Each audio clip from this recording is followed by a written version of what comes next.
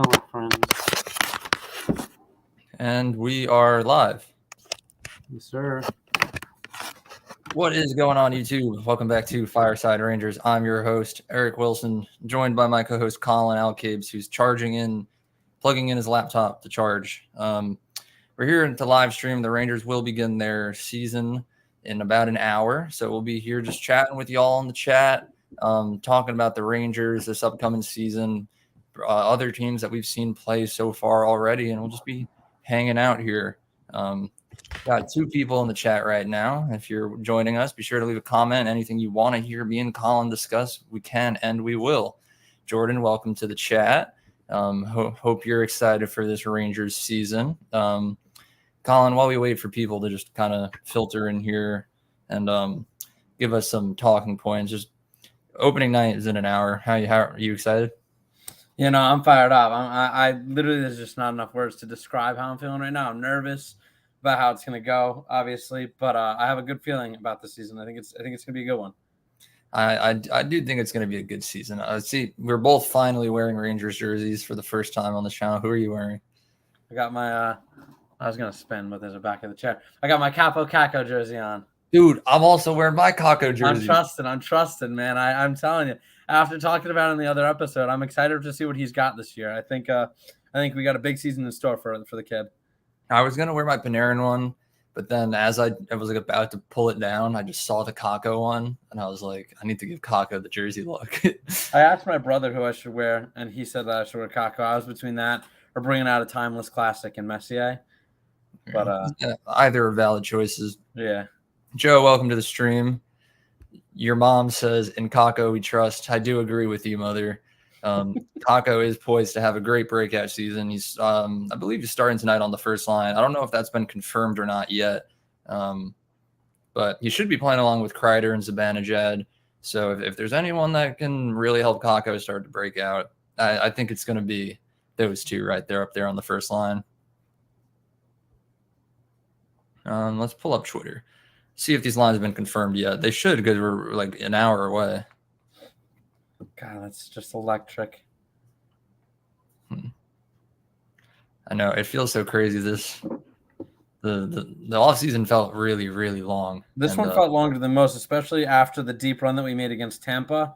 It felt shorter, obviously, because we went farther. But being bounced in the first round was a tough feeling, tough look, and it just made that ever long off season feel even longer.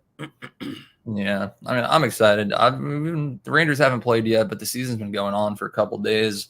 I've been watching most of the games. I don't know, Collin, did you see Bedard's first NHL goal? Were you watching that live? I did see that. I was working on some homework, but I saw it. It was a good follow-up opportunity by him and a heads-up play to just take that around the net. Unfortunately, that was the only goal scored for the Blackhawks, and they lost. But I'm not excited to see him put together a 6-point streak. Yeah, I want to see Bedard succeed, because he is a first overall pick who does have the chance to succeed. Do you know who might not have a chance?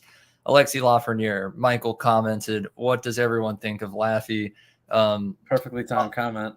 Yeah, I'll bring it straight. I'm losing faith by the day, and I've been one of those fans who was like extremely optimistic about him. Like, long-term viewers of the channel will remember, like, Tony was one of the first people that was like, maybe the Rangers should trade Lafreniere, and then everyone in the comments came for him. And then now it's like a year later, and then now Anthony is the one supporting Lafreniere's breakout, and all the fans are like, let's get rid of him. It's really funny, but I don't know. I hope the kid succeeds. He is young. He still has a chance. He's going to be in the top 6 this season. But I don't know. I'm losing faith by the day, but got to stay hopeful. Collin, I don't know what you think about Lafreniere. I kind of agree. I don't know. I haven't really heard a lot of promising things about him this offseason. I know there was a tweet that went through our group chat from a reliable source that he spent most of his summer playing slow pitch softball and drinking beer. And that's not exactly even a rumor you want to hear about a first overall pick who's been struggling. You want to hear that he's in the lab, getting his work done, getting bigger, getting faster, getting stronger, better on the puck, developing that confidence. And I think that's what you see with Kako. And that's why I'm so excited about Kako, is he's literally saying all the right things, doing all the right things. There was footage of him practicing that looked good. Like, there's a lot of positives about that. Whereas Lafreniere, you're just hearing some negative things. And that just might be the New York media putting their classic spin on it. and just buying into what all the fans are thinking in such a volatile, fan base, just putting out the worst and seeing what sticks. But I'm not entirely sold on him being a bust yet. Obviously, I think he's, like you said, I think he's 21. He's still so young. He's younger than both of us, and he's playing with the hardest league in the world. So there's obviously going to be a skill jump from where he was to where he is now, and it's going to take some time. And we mentioned it in yesterday's episode that that progression is far from a straight line. So I think it's important to be patient. I know as New York fans, that's not one of our virtues, one of our strong suits, but I think we got to remain patient here and hope that he turns the corner and can be the player that he's supposed to be. Yeah, I mean, I agree with you there. Joe in the chat asking, I heard no VC tonight. Any truth to that? Yes, it is looking like that with the addition of Cooley onto the roster. Someone had to get scratched. It was either going to be VC or Pitlick. It looks like for tonight, at least, Laviolette is choosing to go with Pitlick. I personally disagree with that change right there, but it's nothing permanent. So we'll see what happens in the future. We got Anthony in the chat here. Some handsome fellas right there. Anthony, it's a sad day that you couldn't be joining us on this live stream, but the next time we go live, I know you'll be out there. He said, I would love to drink some beer with Lafreniere. I agree. And just I can get behind that. To speak on those rumors, about the drinking beer and playing slow pitch softball, I haven't seen anything to confirm the beer, but I have seen a video of him playing slow pitch softball. So if half of the rumors are right, you got to assume their other half is right too.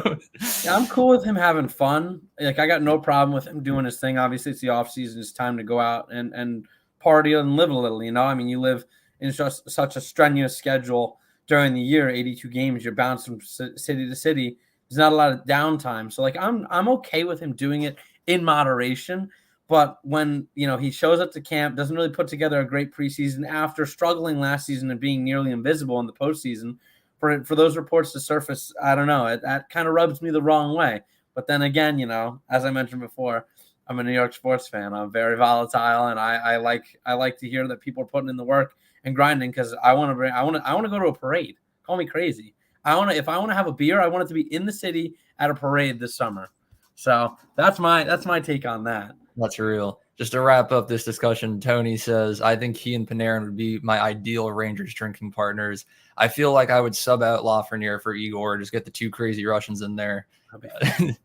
What is your opinion on that? I feel like I'd have to have Kreider there. Kreider's true. My boy. I love Kreider forever. He's the longest tenured player. It'd probably be him, and if I could, I'd bring Hank. If we're talking current players, it's probably Kreider and Fox. I'd love to. Actually, no, Lindgren. Kreider and Lindgren. Those would be my drinking buddies. Nick asked, who scores the first goal of the season? I could be biased and just say Kakko because I'm riding the Kakko train right now, and we're both wearing Kakko jerseys. But I think it'll probably just be Zibanejad, if I'm being completely honest.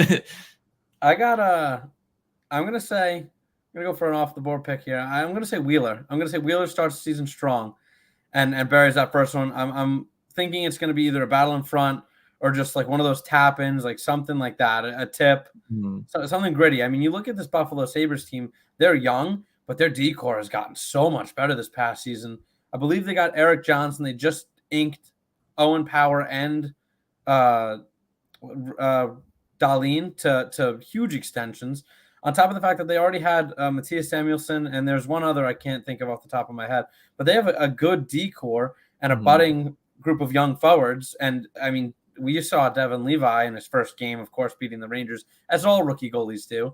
We saw him in action, and he was phenomenal in the 7 games that he played, in my opinion, towards the end of the season. So I'm not going to say I'm worried, but I'm definitely skeptical to see how we do against this young and up-and-coming team. They got budding stars like Tage Thompson, who's now a consistent 40-goal scorer. And I know Jack Quinn is hurt, but they're studded up and down, and they got a deep team, a good fourth line. I like their team, but I also like our odds. Yeah, I mean, Buffalo is one of those teams where they're like a fringe playoff team where it's like they probably won't make it, but I wouldn't really be like surprised if they snuck in as a wild card team. So I think it's important the Rangers don't underestimate them. You know, 'cause we have a tendency to play down to teams that are less in the standings than us. So I don't know. Hopefully we'll just bring our full effort and really just get things going. You know, we got a couple other people in the chat saying Lindgren goal, Miller goal, Gustafson. Why? What? All these defensemen getting the first goal of the season. I like it though. I like those calls. Those are the real off the board picks. You pick a forward, everybody's gonna pick forwards like you and me. Yeah. Defensemen, they don't score as much, so that's not a bad. It's a tough one to I hit think on. But if it does, you look like a genius. Yeah, I think it would be crazy if Ryan Lindgren scored the first goal because he's one of those guys that he scores his first like 50 games deep into the season. So if he were to just like get that out of the way right now, who knows? Imagine just like a weird alternate universe where Ryan Lindgren just puts up like 80 points. Well, if you remember last year, there was a little bit of banter between Lindgren and Shesterkin. And Shesterkin was making fun of Lindgren, saying he wouldn't do something until Lindgren put the puck in the net. So, you know, you're not wrong in the fact that he doesn't score until majority of the way through the season, but I'd love to see him get off on a hot start.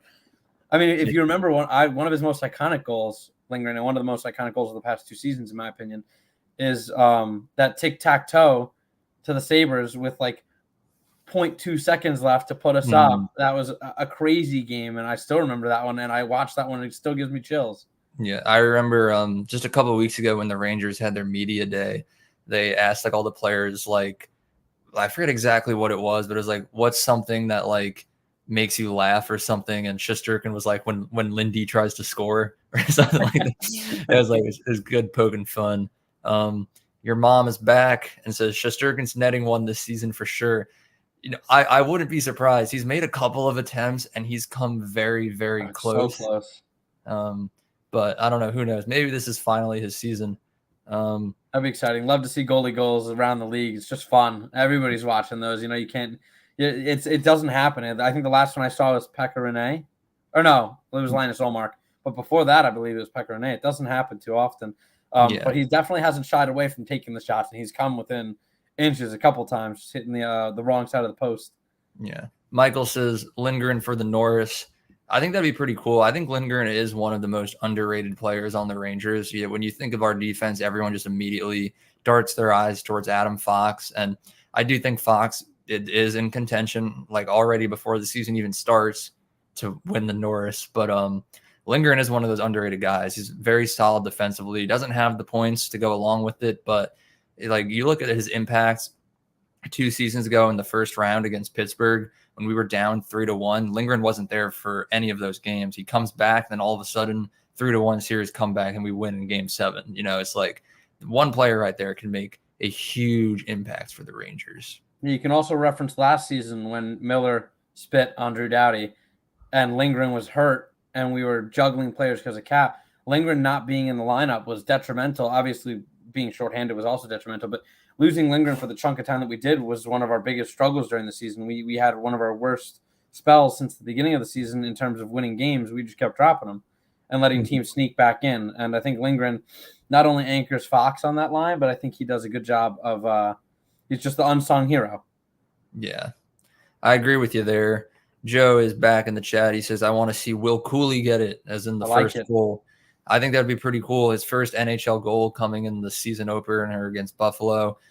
Just on the subject of Will Cooley, I have very high hopes for this kid. You know, no one expected the Rangers to bring in any rookies with the amount of depth we have in our lineup, but his training camp and preseason was just so good that he forced the Rangers' hand. And, you know, he's going to be on the third line. He's going to be playing with Trocheck and Wheeler to start the season, but those are some pretty good players. He's not going to be getting an insane amount of ice time, but it's there. He could start scoring points.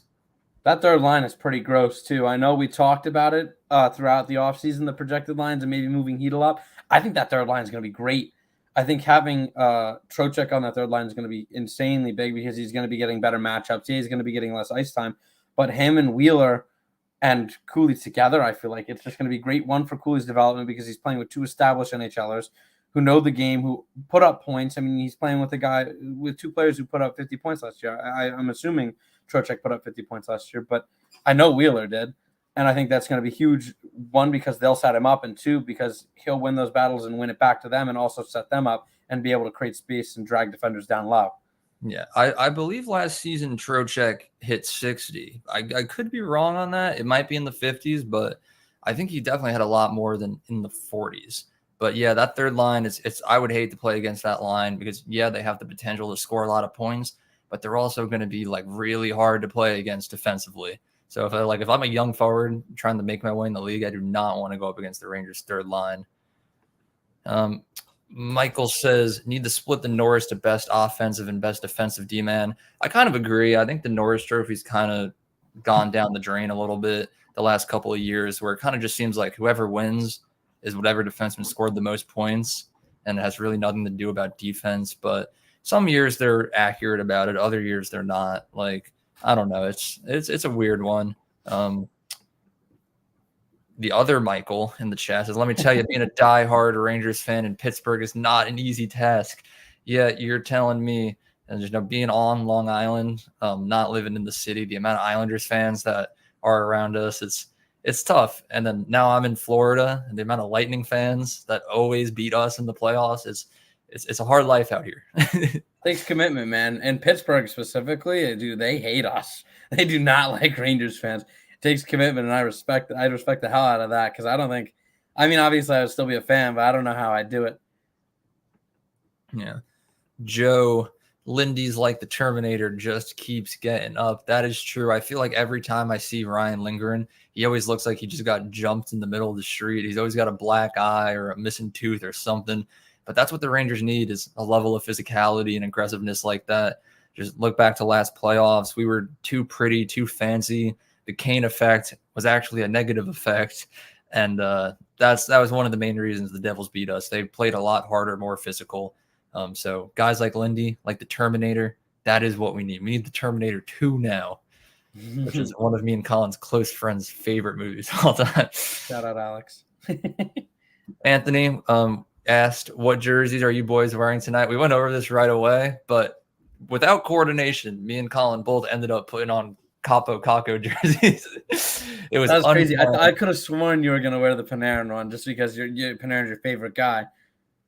Yeah, I mean, that's what I was saying. I went to pull the Panarin jersey off the coat hanger, and then as I moved it, I just saw that 24 just glisten in the corner of my eyes, and I was like, if there's anyone I want to see succeed the most tonight, that's what we need. Yes, Tony said everyone smash the thumbs up. These dudes deserve it. Appreciate it, Tony. Thank you, Anthony, even though you're a part of this channel. Be sure to like and subscribe, because even though this is opening night, we are going to continue to do these live streams, not for every game, but for the big ones at least. So make sure you tune into all of those and our daily content that we will be uploading throughout the season as it gets underway. But yeah, while we wait for more comments to filter in, and just bring up some talking points, just who are you most excited to see play tonight, Collin? You know, it's been a long summer. We haven't seen the boys in a while outside of preseason. Who's going to stand out the most? Who are you ready to see? I feel like, I don't know, everybody doesn't sleep on, but I feel like he doesn't get talked about enough. Even still, Mika Zibanejad, he just does so much for this team, and I'm excited to see his luscious locks flowing through the wind as he skates it up the ice, and hopefully pots one from the left wing on a 1T on that power play. I think that he was for a while one of the most underrated players in the league. I think he started to gain some recognition, but even still, I feel like we didn't even cover him that much just because we know what he is and we know what he's capable of. And there's a lot of other variables on this team. But I'm excited to see Mika after a long season of off season of DJing and having kids. Yeah, and having kids. Well, while you say you're excited to see Mika's hair flow in the wind, I'm looking at the opposite. I'm looking to see bald Panarin hit the ice in the regular season. He did not play very well in preseason, did not play very well last playoffs, but it is the Panarin Redemption Tour. He shaved his head in order to, quote unquote, rid the demons that lurked in his hair. So I'm curious to see if that mindset is going to pay off, and we can see a lot of Panarin points get started. I think it's going to be the first time in his career he hits 100 points. I'm ready for a bounce back season, but it's going to be one of two polar extremes where he's going to either hit 100 far and beyond, or he's going to get 60. I don't think he's going to have just another normal 92 point Panarin season. I don't know. I can't see him putting up anything less than 75 to 80, but whatever it takes for him to get his confidence up. If it takes shaving his head, so be it. If I gotta go and dog sit for him, I'll do it. You know what I mean? Whatever it takes for Rizzy? Mr. Rizzy, whatever it takes for him to succeed, I'm all aboard. So as much as it hurts and pains me to see him chop off his lettuce, I can get used to Ball Panarin if he's putting the puck in the net. Yeah. Michael R. So there's a lot of Michaels in here. I gotta start putting last name syllables or letters. Think we will learn how to show up for the start of games this year. Been an issue for a while, and the preseason didn't help. Thoughts?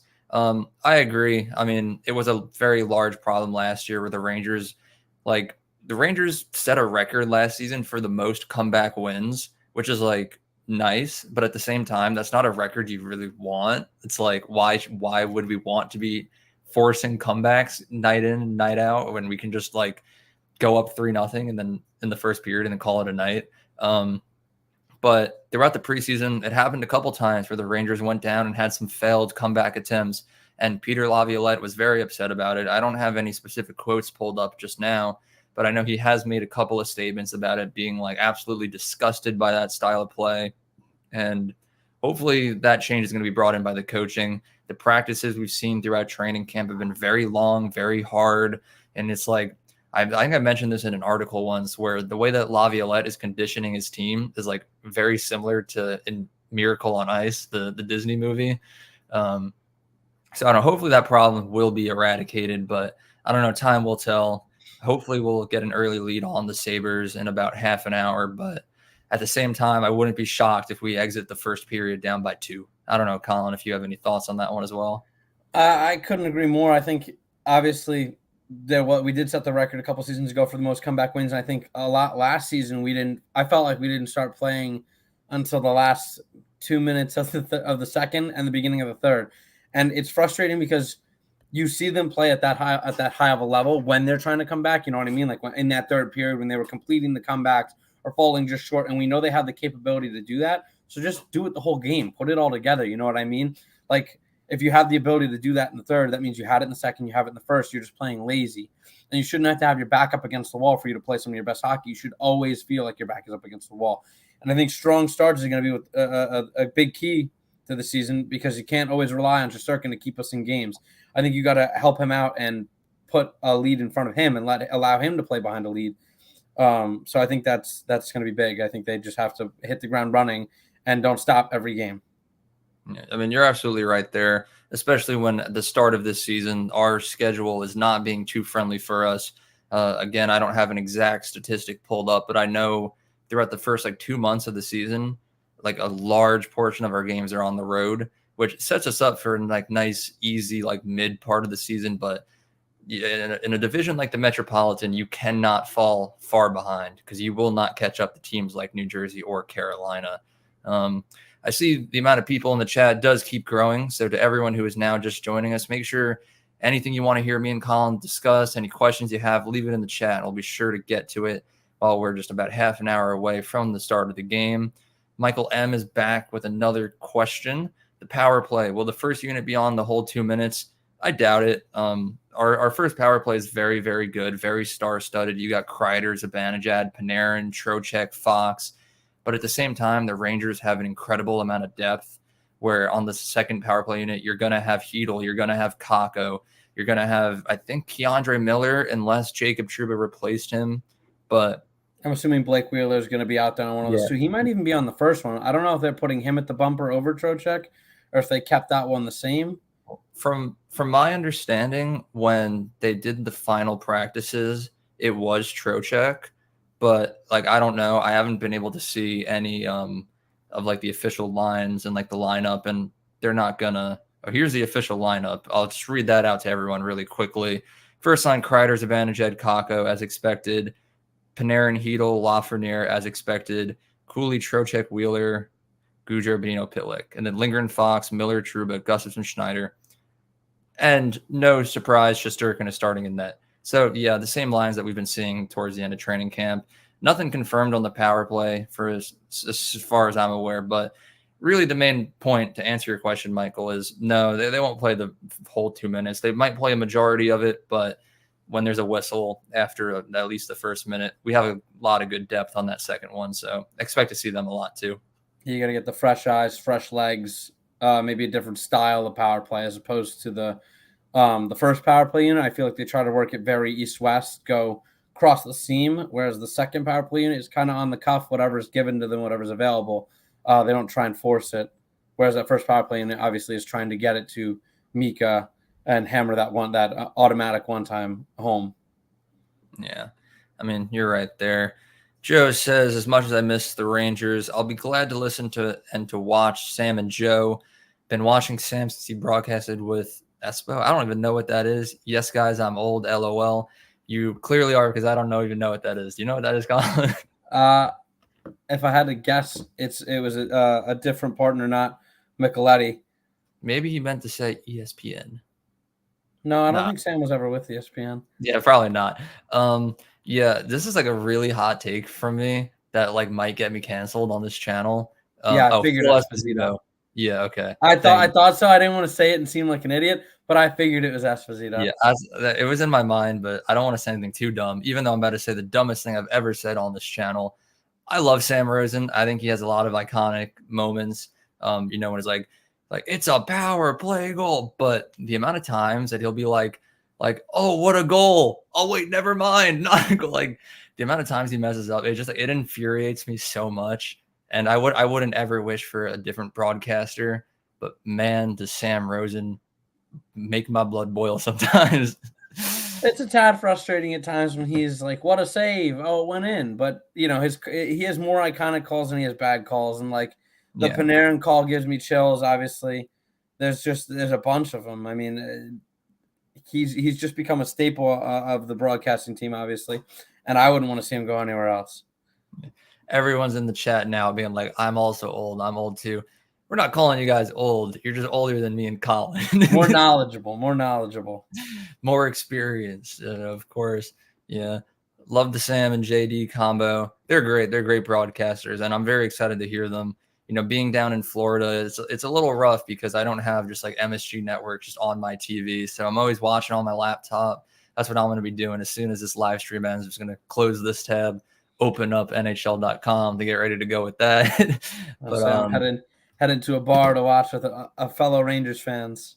Yeah, I wish it was like that down in Florida. There aren't too many of us. It's just me and Anthony. Actually, that's actually Cat. There's a lot of Rangers fans down here, but I don't know too many of them. Bugfuzz said his first ever Ranger game was 1971. So at least you were alive to watch a Stanley Cup victory. I was going to say, all these guys saying they're old. You guys got to watch a cup. We're still waiting. We got to watch a cup final loss. Yeah, that was tough. But, right around my birthday, too. That was unfortunate. Let's see. QQ asks, how healthy do we think Chytil is? I am optimistic about it. I know there was some controversy last season regarding Lindgren, where he was first labeled as day-to-day, but then he started to come back and then was put out on the LTIR, and then it messed up his whole recovery, and then Jim Ramsey was fired. So with the addition of a new medical coach and just all of that drama put to rest, I think the Rangers are going to be a little more careful about it. So the fact that Chytil is playing tonight, I think, is a good sign. I really do believe that he is healthy. But. Yeah, no, I think everything that they were doing was simply precautionary. I think he's just wanted to make sure that he was 100% for the season. But who knows? I mean, they have their own ways, and whatever works for the team works for the team. I think they wouldn't do anything without his health in mind. But I'm sure the kid's raring and ripping to go. I think even if it is just a little bit of things, we've seen players play with broken hands and torn ligaments, and I believe Kachuk was in the playoffs this year with a broken sternum, and he had to be he needed help getting dressed because he couldn't lift his arms over his head, and he was planning on coming back if they could get to 7. So I think that's just speaks to the breed and the type of player or players that play hockey, and I think Chytil is no different. Hockey players are insane. Thatcher Demko last night had his own version of the Michael Jordan flu game where he had the flu, played a net, stopped 25 out of 26 shots. Incredible win by Vancouver. I like Thatcher Demko. I'm not the biggest fan of the Canucks, but as a player, I do very much like Thatcher Demko. So just to see hockey players like that, know they're not getting weaker. It's very, very nice. There's a lot of comments in the chat right now, guys talking about when they first started watching. I will say my first season I watched was 2012 when we lost to the Devils in the playoffs. Very frustrating loss, but I was hooked as an 11-year-old little kid. And I've felt nothing but pain every year ever since. I think the first year I watched was the year we came back against the Senators and won 6-7, but I don't remember what year. That was definitely before I started watching. I know you're a year older than me, so you definitely started before me. Not too far though. I think that might have been a season or two before. Yeah. First game I ever attended though, I think it was like a Blues game. It was Rangers Blues at MSG. First hockey game I ever attended was at Nassau though. It was a Rangers. No, not Rangers. What am I saying? Islanders Canadians game, and I went in a Rangers jersey, and the security guard picked me up by my jersey. He said, "You think I'm letting you in with this?" And I was like hanging in the air. I'm like, "No," and he made me flip it inside out, so it was like more Canadian colors than it was Islanders colors, and a bunch of Canadian guys are giving me high fives. It was pretty epic. That's kind of funny. Yeah, I remember I used to go to a lot of Islanders games as a kid, just because back in the day when they were at Nassau Coliseum, they would give away free tickets. There was like a website where if you were to like plug in what grades your kids got, you could print out free tickets. And given they weren't the best, but as a parent, if you could just write in just fake grades and get free hockey tickets, you're going to take your kids to go. So I swear I saw like at least 3 or 4 Islanders versus Senators games. I don't know why it was always the Senators, but it always was. Until one year, I finally got to go to MSG. I saw a Rangers versus Capitals game. I don't remember the year, but it was over a decade ago, probably like about a decade at this point. And the Rangers dominantly won that game. I remember that very, very clearly.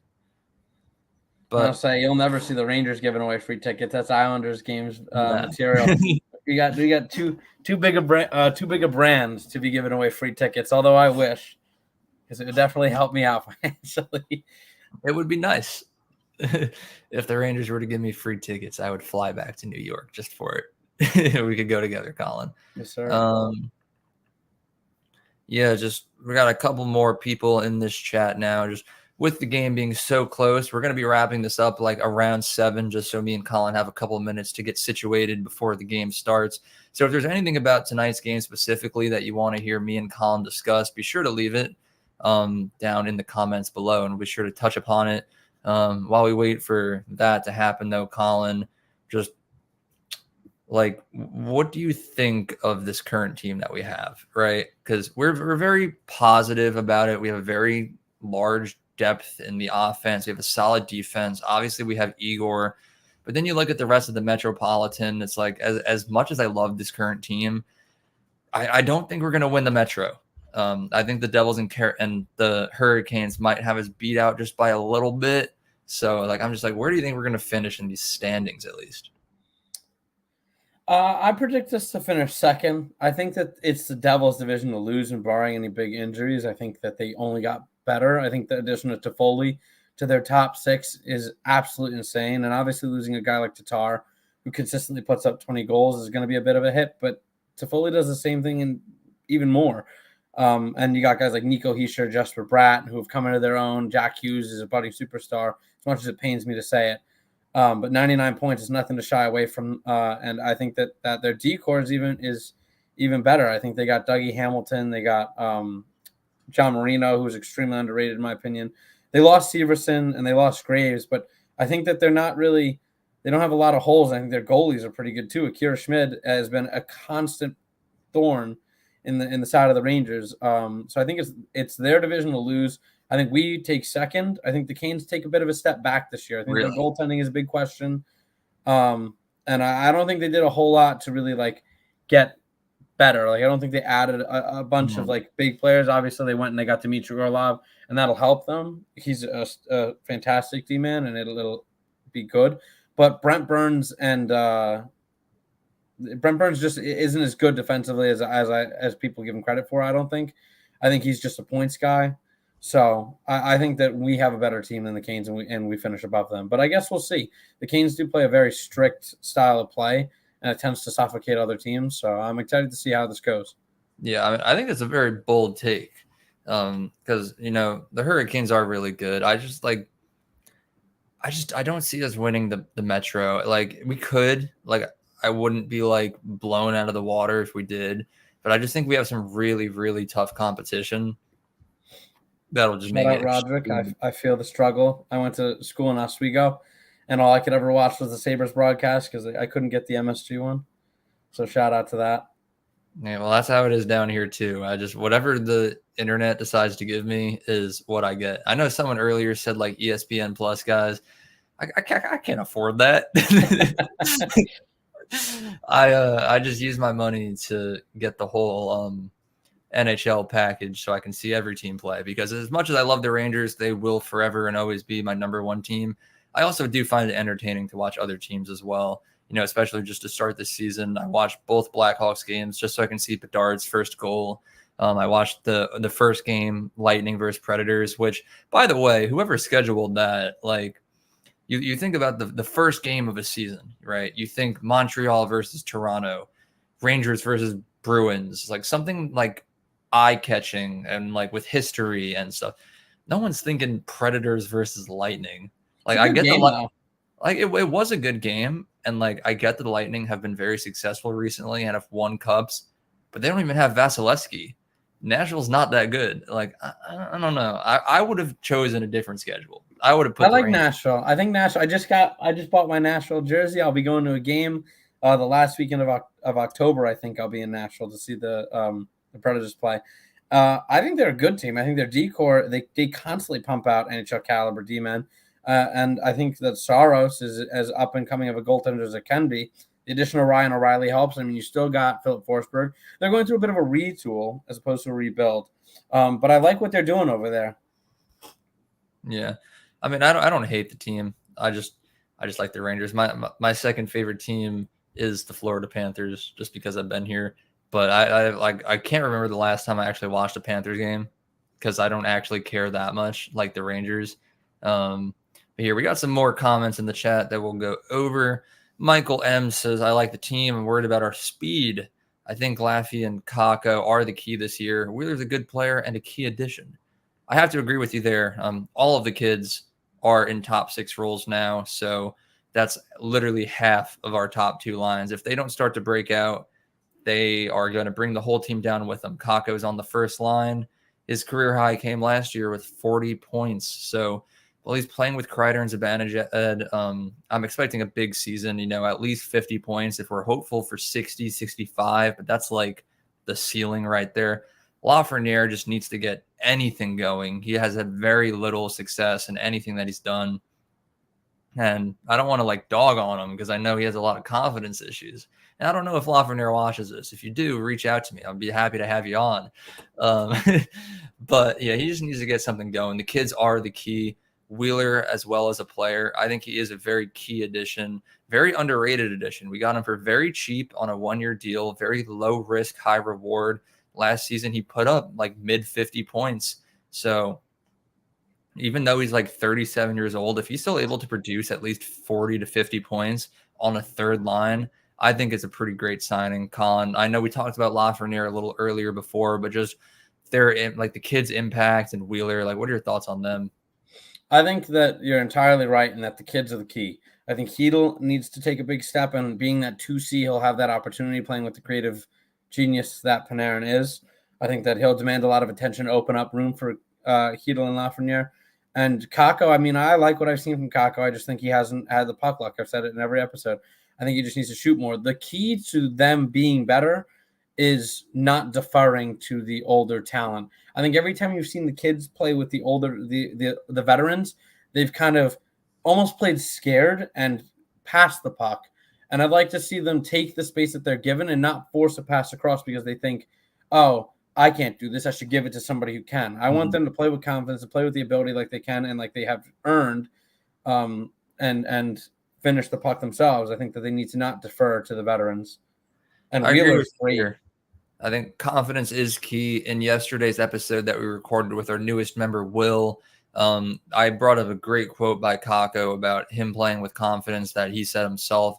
Don't have it pulled up, so be sure to check out yesterday's episode about Capo Kako. Bugfuzz, I'm sorry, I did not mean to skip over this comment from you. All they need is good structure and to play as a team. There's plenty of talent. And then there's Igor. I'm going to go ahead and assume that you mean Igor is above talented and is a superstar goaltender right there. But the main thing I want to point out is the structure. Yes, because Gerard Gallant was one of those coaches who would kind of just take his players and be like, you know what you're doing. Just go out there and have fun. Didn't work. It will never work. And it was a mistake. But Laviolette is a man of structure. He has set plays. He has a game plan that he's working to implement. It might take a couple of weeks to really set in as a new head coach. But I really do like the Laviolette signing. I think he is going to bring structure to the team. Collin, just like really, really quickly so I can keep going through these comments. Just what are your thoughts on Laviolette and what he's contributing to the team so far? I think it's going to help Igor tremendously. I think you take a world-class goalie and you put a team that is actually a little bit more willing to play defense in front of them. I think they're going to be better in all three zones, and I think their good defense is also going to translate to good 5-on-5 offense. And I think that's going to be massive, and I think that is also what's going to take the Rangers to the next level in my eyes. I agree. Not going too deep into it. James is here saying the biggest concern is our backup goalie. If Quick plays like he did in the preseason, then Shesty is going to need to win every game he plays. I'm 50-50 on that take because, yes, I am aware of how bad Jonathan Quick played during preseason.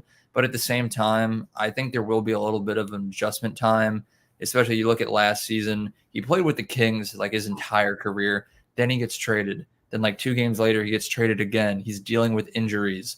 And then somehow he still won a cup during all of that. But now he's with the Rangers, his hometown team. And did he play less than great in preseason? Yes. But at the same time, the roster in front of him wasn't at its peak. He was playing with defensemen in front of him who weren't at NHL level. I think a lot of the goals that went in weren't really his fault. Some of them, yes. But I am still confident that he will bounce back whenever we first see him play. Probably won't be for a couple of games, but even you look back at last season, Halak took a little bit of time to adjust on the Rangers, but I think Quick will come around too. But Shesterkin does have his work cut out for him. We have a tendency to overwork Shesterkin to the point where he's so tired during when the playoffs arrive that it kind of hurts us. So hopefully Quick will somehow become the solution, really just steal us games just like Shesterkin does, so we feel comfortable letting him rest as much as Shesterkin needs. But Collin, just, we kind of have similar opinions on it, but I'm curious to hear your take on Quick and our backup goalie situation. I agree. I think Pavel in the chat put it best. He said Quick will get better as the season progresses, and I agree. Halak definitely started off slow, but he picked it up and he became a serviceable backup. And I remember there was one game where we're playing Vegas, and I was like, Halak's in net. We could chalk this one up to an L. And my friend, he's a goalie, and he goes, "Are you kidding me right now? Halak's good. He's not. He can steal you some games." And sure as shit, Halak stole us that game against the team that would go on to win the cup. So I think a good backup is definitely key, and I think that Quick has the time and the tools necessary to do it. He's only 2 seasons removed from a 9-10 save percentage on a bad Kings team. So I think, it's definitely possible. I don't think it's out of the realm of possibilities, and I think it's definitely something to keep an eye on. Because if he struggles, I'm not also entirely I'm not opposed to maybe giving Garand a shot. I'd like not to. I'd hope that Quick can get it done, and then we don't have to tempt Garand's confidence at the NHL level. But, whatever you got to do, maybe even Louis DeBing, whatever it takes to win games, and that's kind of where I'm at.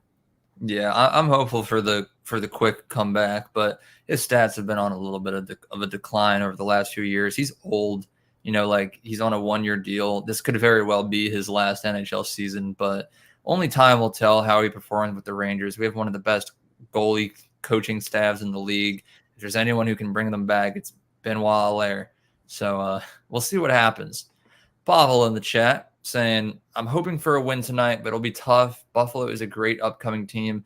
That is the biggest thing right there, is that no one really is like intimidated by Buffalo because they haven't really impressed throughout the last few years, but they have a lot of young stars and they could very well make a very strong playoff push this year. So the most important thing is ensuring that the Rangers do not play down their talent. They need to enter this game like it's a game 7 playoff game, really just get the season off to a hot start, show people what they're made of, and just absolutely dominate this Buffalo team. It will be tough, but Collin, well, as we wrap up in a couple of minutes, we'll get more into score predictions and stuff like that. But just very briefly, general opinion, do you think we're gonna win? Or I think we're gonna win. I think Pavel's right in the fact that they are a good team. They almost snuck into a playoff spot last year, came down to the wire with them and the Islanders. And they're an entertaining team to watch. I was, as somebody who was up in Oswego, I was a big fan of Buffalo because I was right there. I would go to Buffalo all the time to watch games.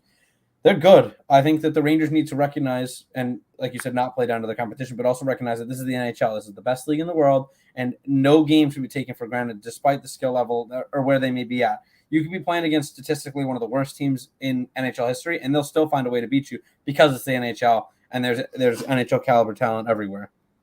Yeah, I mean, you're absolutely right. Will is in the chat. All caps. Rangers hockey is back. We cannot be more excited. We're extremely enthusiastic to get ready for this season. We're going to be trying to upload daily episodes for you guys, whether it's me and Collin, me and Anthony, me and Will, or maybe all 4 of us at a time. We have never hit a 4-piece at all in our history, but crazy. The storm is brewing. It could definitely happen soon. So be sure to like and subscribe to be sure to follow all of that content as we continue to cover the season. Yeah, leave a comment down below if you want to see the 4 for 4. The Rangers 4 for 4 would be crazy. Michael asks, what is our gut feeling this year? Win a couple playoff rounds or something other? So I am very hopeful for this season. I think we have a really great team that does have the potential to make it far. The only issue is that there are a lot of other teams in our division with the same standing. So it's do we have the potential to win a Stanley Cup? Yes, absolutely. I think we're going to make a very strong push, but at the same time, we're going to have to get past the Devils and the Hurricanes. And the Lightning are going to make a second half comeback as soon as Vasilevsky's back. The Panthers just won the President's Trophy 2 years ago. Boston's in our conference. Toronto's in our the list goes on and on of teams in the East that are going to be difficult. So it's hard to have a gut feeling because it's yes, I'm confident, but at the same time, I'm at don't get my expectations too high because it's very realistic that it could just be another flop. Not even because we're bad, just because everyone else is just as good. I wish we were in the West. Bug Fuzz, I love that. No, they have to get past us. That's the mentality that they need to have. I've always followed the Rangers. I've been a big Rangers fan for a while, as I said before. But I don't know. I feel something different about this year. I think sometimes it takes being kicked in the nuts to come back. And I think that's exactly what the Devils loss was. Being up 2-0 in the series after dropping a 2-0 series lead against Tampa. I think the Rangers are awake now. I think they finally woke up. I think management did what they had to do and got us some forecheckers. So we're not just a team of all skill because you got to have guys that are going to win those battles. I mean, if you look at Vegas, they just won with guys like Keegan Colasar on that lineup. He's one of the reasons they won. He's in those dirty areas, cleaning up goals. Brett Howden was one of those guys, worked his way up to the first line, and he was playing with or maybe the second line. He was playing with Mark Stone, potting goals in Cup finals. So you need to have contributions from all throughout the ice, but all throughout the lineup. But you also have to have guys that are down to do more than just dance through defensemen. You got to have guys who are willing to get pressed up along the boards, kill time, make the passes, take the hit to make the play. And I think that's the guys that they got. I think Pitlick and Bonino, guys with experience who have had those runs. Pitlick did it with the Blues. Bonino did it with he did it with the Preds, and he did it with the Penguins. He's won multiple cups with the Penguins. So I think that those are 2 good adds to go along with Goudreau and his experience. And I think adding those guys also allows us to rotate in VC if Pitlick needs an off night, or if Goudreau needs an off night, or if Bonino needs an off night. You know what I mean? It allows us to have the depth to rest those guys who are giving it their all. Or if Will Cooley, he's gassed from giving it his all out night in and night out. I think that it allows us the flexibility to rotate people in and out. Yeah, I mean, you're absolutely right there. I can't disagree with you at all. The game is going to start soon, so I will say to everyone who is watching the live stream, if there are any last second questions or anything you want me and Colin to discuss specifically about the game that's about to start, leave them down in the comments right now. But Colin, while we wait for our fans to really just ask us questions, just score prediction for the night. I put this in the chat earlier. I'm hoping to put it into fruition. I'm saying 3-0. I think Shesterkin. You think Igor's going to start off with the shutty? I think Shesterkin starts off the season strong. I think the defense comes out and makes a statement, and I think we get 2 goals and pot and empty netter, and I think that's the game. I think that's all she wrote. I'm going to give a similar prediction. I don't think Igor is going to be perfect. You know, Buff good goal scorer. They got Tage Thompson. They got Casey Middlestat. I think they're going to net at least 1.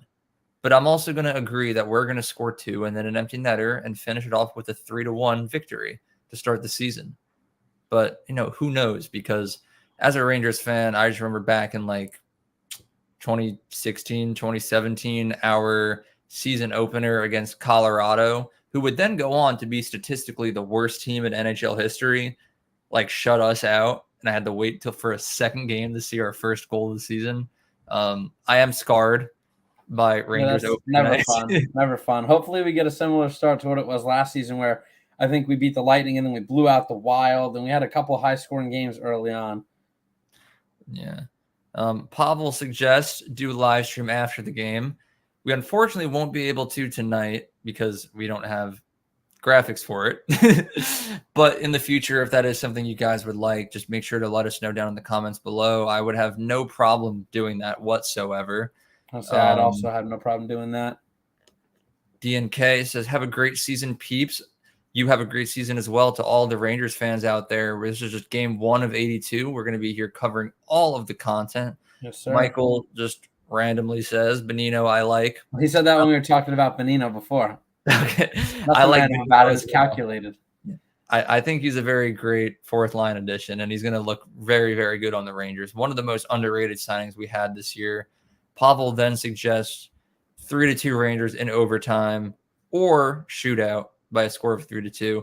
I think it'd be a pretty entertaining start if we were to start off in overtime, but at the same time, I don't need that level of stress. I was just gonna say that. I just want a nice clean win. Don't keep me up longer than I need to be. I don't know if I could take the stress in the first game. I don't know how to act. It's been too long since I've seen hockey, since I've seen Rangers hockey, and it's got me feeling some type of way. But overtime, I don't know. That'd scare me for sure, especially the way that a lot of the overtime games went last season. I felt like we dropped more than we should have. By a lot. But it's 6:57. The game's going to start in just a couple of minutes. So me and Colin are going to wrap things up here. This is just the first of many live streams we will have this upcoming season as the Rangers look to win the Stanley Cup once again for the 5th time in their team history. We won't be live streaming every game, but we will do it for the big ones and the important and entertaining games. And in between, we'll be uploading daily content, both on YouTube and all of our social media accounts at Fireside Rangers on both Instagram and Twitter, also known as X, because I always have to say that now because people get confused. But until then, make sure, as Pavel says, like and subscribe, ring that bell so you do not miss a notification ever again. And until next time, let's go Rangers. Go Rangers.